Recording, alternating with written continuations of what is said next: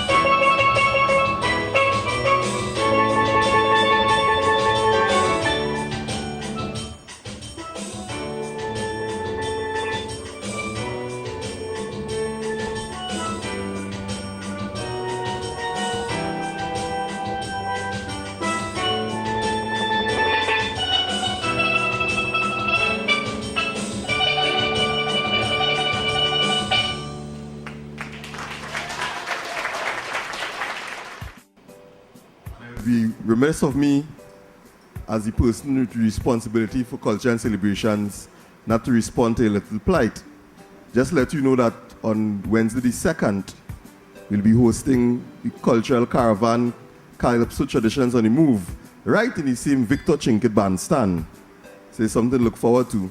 So we can hear the resonance of the acoustics that you so warmly talk about. And we'll also treat with the pan lovers because we have the Borough Festival coming up and we'll be making use of the Victor Trinket Park and its bandstand as well. So let me move on in our program. I'd like to invite to do a profile of the man of the moment, Mrs. Donna Grant Cash.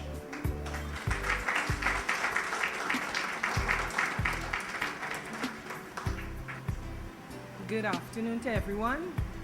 It is a great pleasure for me to profile Mr. Victor Chinket, my former boss, and we also share the same birthday.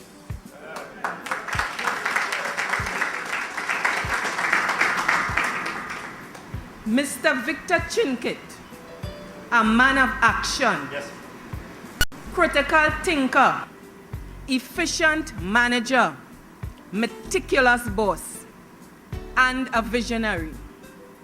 He grew up in Captiville, Point Fortin, comes from a family of 7 children, and is the second.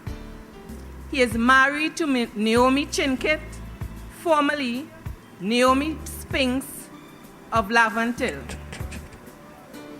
As a young man, he began his electrical apprenticeship at Shell Trinidad and was successful in all the city and guild examinations possible in Trinidad at that time.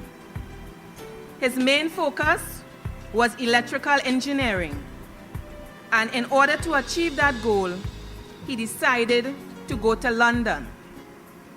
At his farewell function, which was held at the Kimfa restaurant, now Soong's restaurant, on the main road in Point Fortin, he made a pledge to his friends that he was leaving and will return like Douglas MacArthur, the great 4-star general.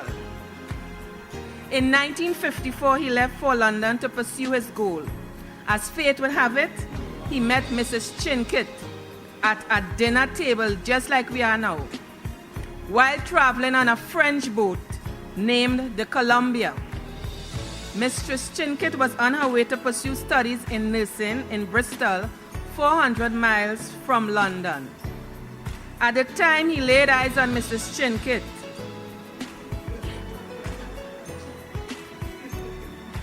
she was assisting a gentleman with his meals with love and kindness.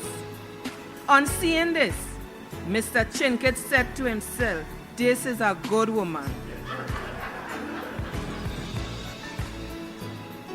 He decided that he would like to get to know her better, this good woman, much better, and the opportunity presented itself that very day.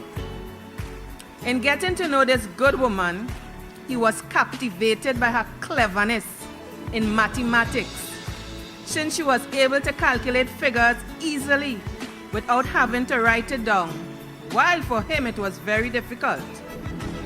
When they arrived at their destination, they bade each other goodbye at the Paddington train station. His parting words to her: "We are students and must study hard," making a pledge to her there and then that if she won a gold medal in nursing, he would marry her and take her to Point Fortin to serve his people. They kept in contact through the years, and after her period of study, Mrs. Chinket achieved the gold medal.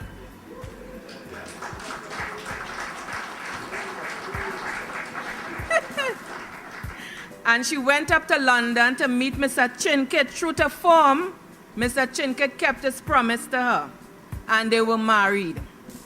That union produced 2 children, a boy and a girl. Ian, the eldest, who resides in England and is a horticulturist by profession, and Diane, a dentist who specializes in children's dentistry and outreach program and resides in the USA. He's a grandfather of 5. Mr. Chinket graduated as an electrical engineer, and they both returned home in 1960 on the French boat, the Antilles. He applied to Shell International and received employment when he returned to Trinidad and was given all the housing amenities as that of an expatriate employee. When he retired, he was the electrical project instrument manager at Petrotrin.